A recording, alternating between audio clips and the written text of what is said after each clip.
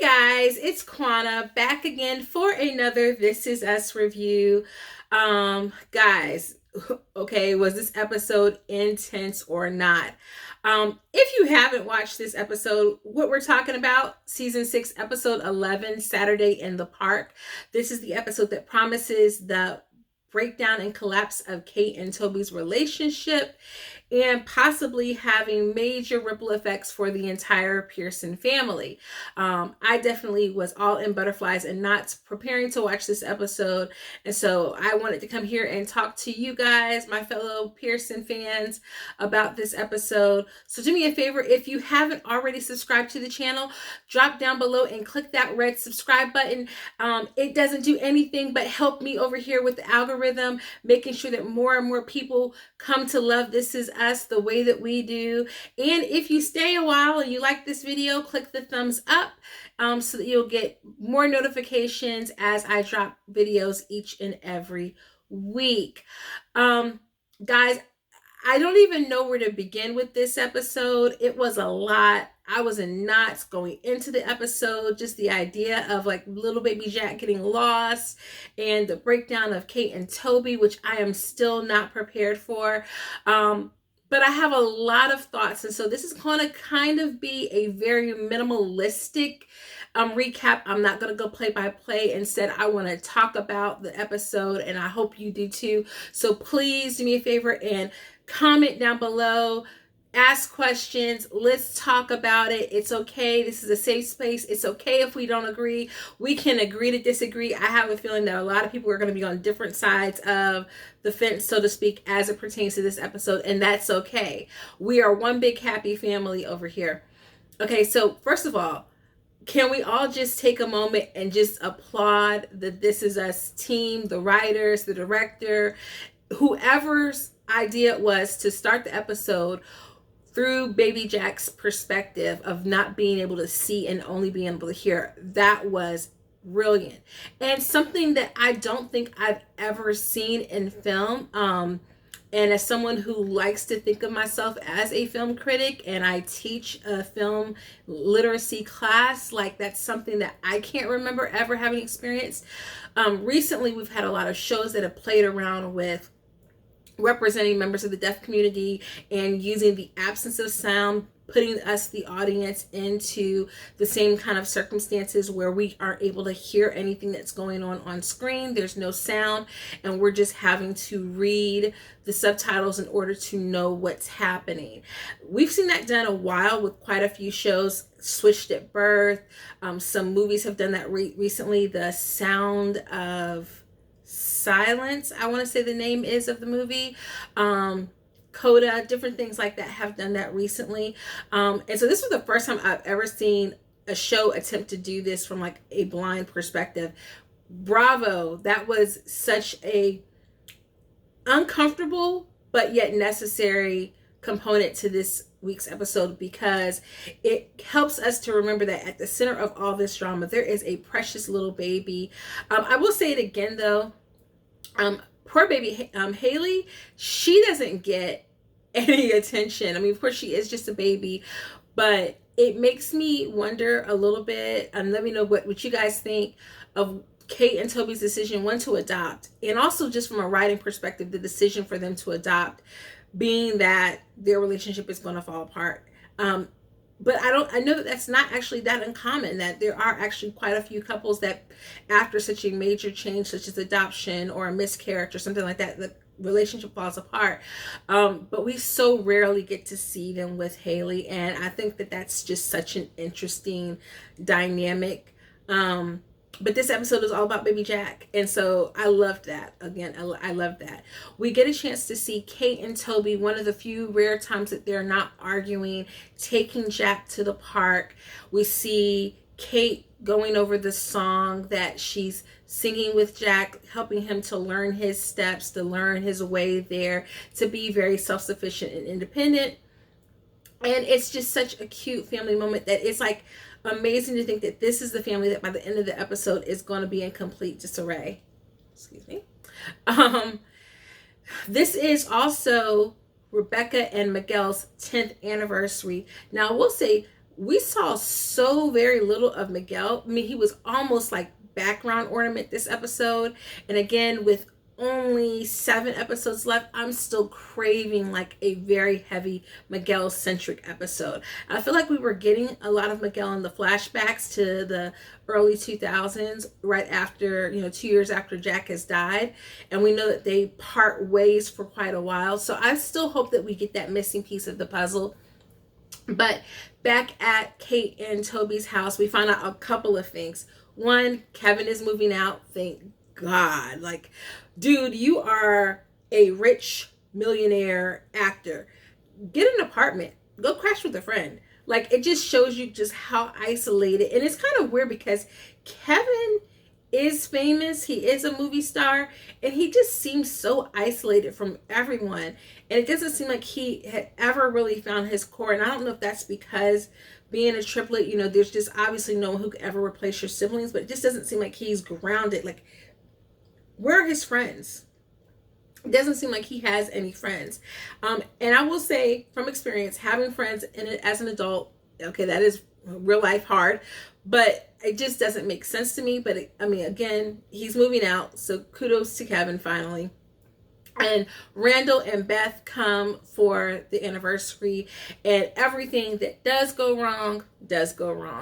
I mean, you're talking about everything from the leak, which a lot of people, I don't know if a lot of people remember, but the leaky pipes, Toby's dad actually came out and helped him fix those pipes. And it was a bonding experience for them. And it was a moment to fix their relationship. So it was kind of sad in that the pipes break, because I think it's definitely foreshadowing the breakup of Kate and Toby, but also perhaps what that breakup is going to do to Toby. We can't forget that Toby does suffer from depression, and chronically at that. And so it's kind of bittersweet. I think that symbol for their relationship mending is also now the symbol of the family falling apart. We see the smoker.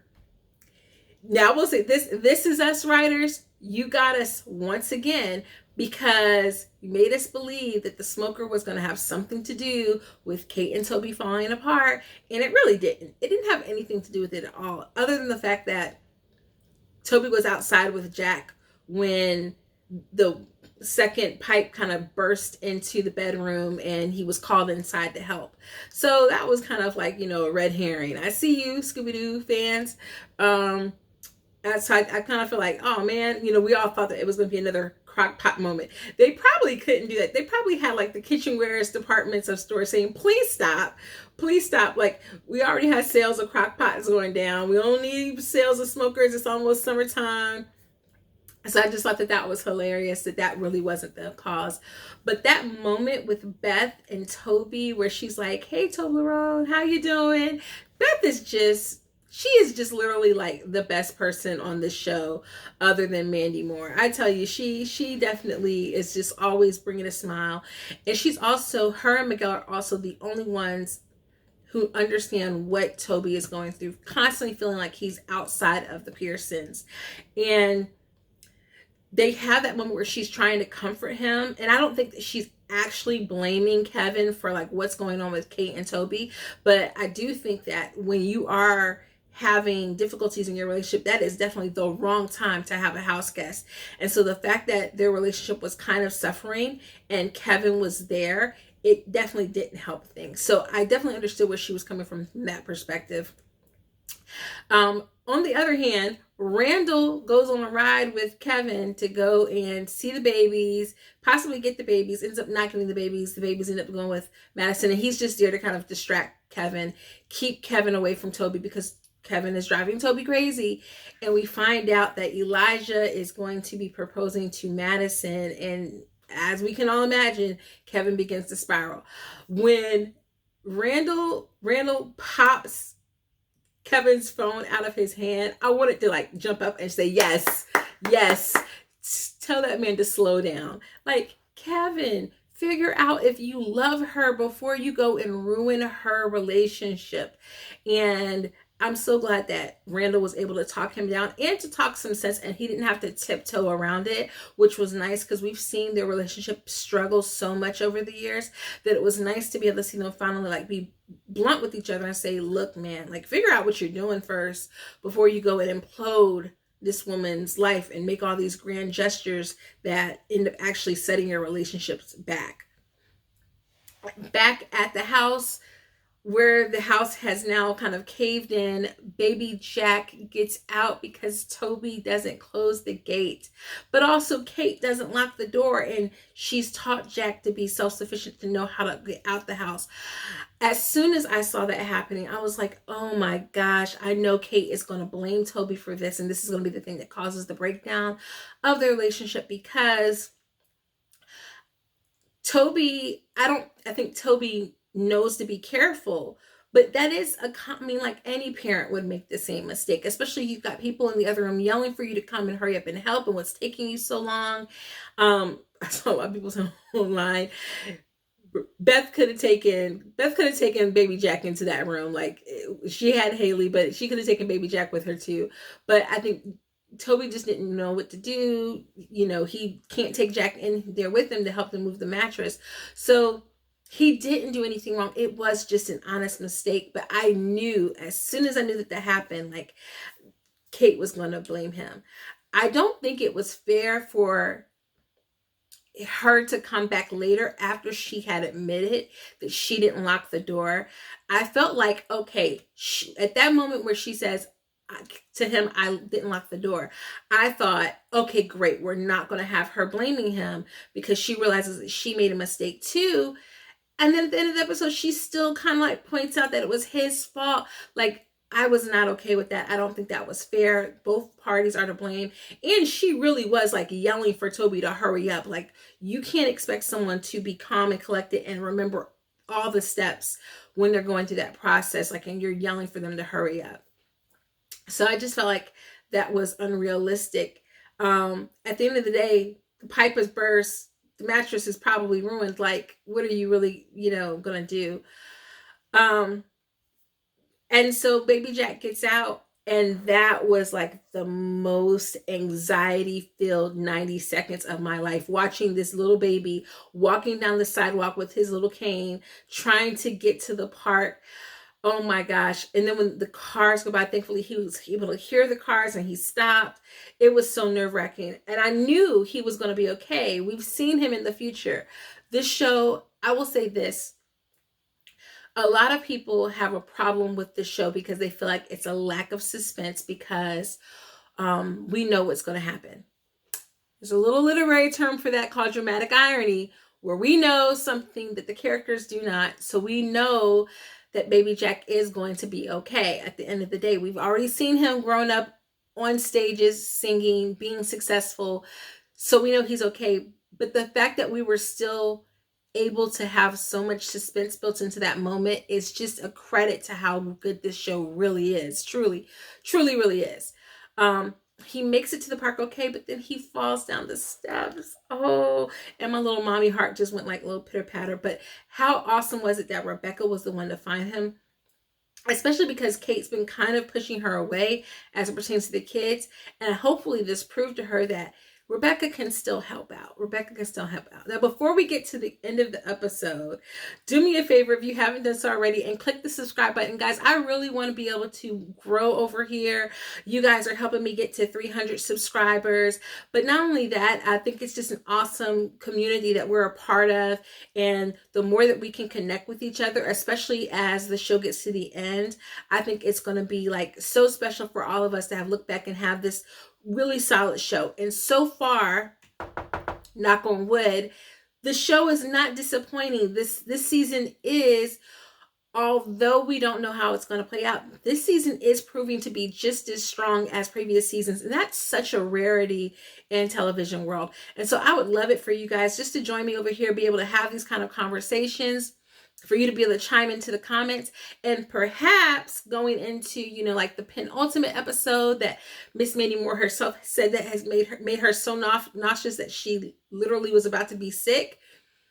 And so that lets us know like how anxiety filled that is, and they're getting ready to film the last season. I would love to be able to go live with you guys as we watch those last 2 episodes and talk about the experience together and have that experience. So please do me a favor, and if you haven't done so, go ahead and subscribe.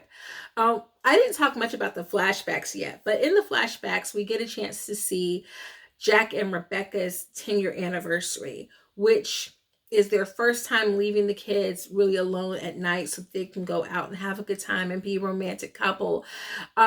Just the humor, that was just such a smart way for them to build in humor, like us occasionally seeing Rebecca getting completely plastered through the episode. Such a smart way to embed humor into such a nerve-wracking episode. Such a smart way. I've been complaining a lot this season about how they've found ways to use Milo that didn't really feel as effective. This was a good use of Milo and something we hadn't seen. So they gave us something fresh that we hadn't seen.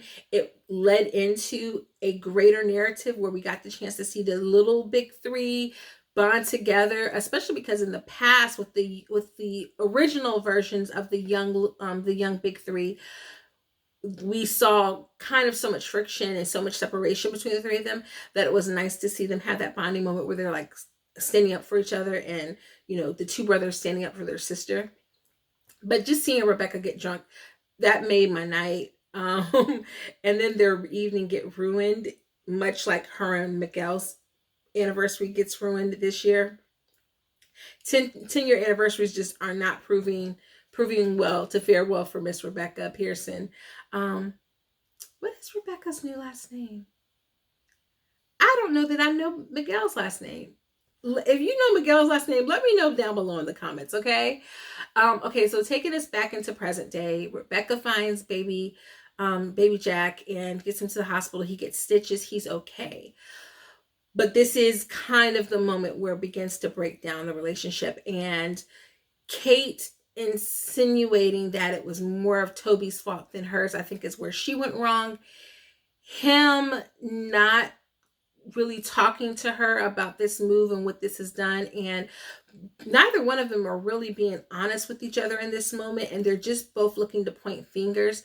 But I will say I'm not Team Toby, but I'm also not Team Kate, because they both had such a part to play, not just in what happened with baby Jack, but also in the breakdown of the relationship. Neither one of them is being truthful, communicating well, doing any of the things that couples know to do.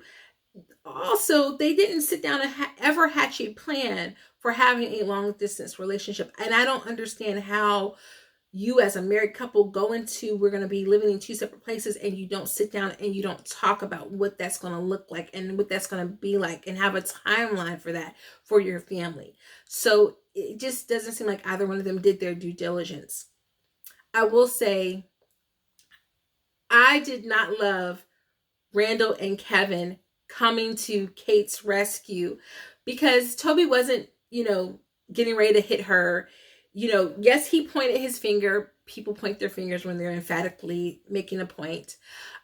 He wasn't in danger of like calling her out of her name, and she was being very accusatory in that moment. And so I think that while when Randall says to him, kind of cool his temper down a little bit, that was fine. But Kevin coming in and like standing in between them, that was not a good thing.